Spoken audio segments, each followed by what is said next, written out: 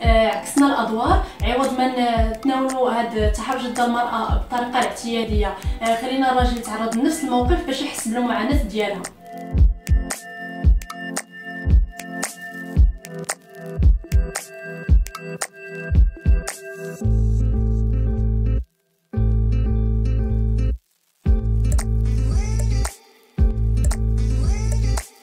اختارينا هذا الموضوع بالذات لانه بان لينا بلي جا الوقت اللي خاص يتبدلوا بزاف ديال السلوكات وبزاف ديال الحوايج اللي كتكون الضحيه ديالهم هي المراه.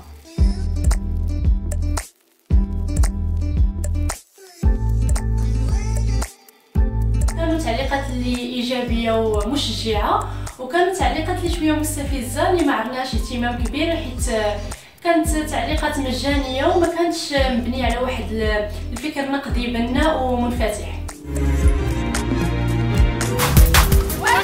بينا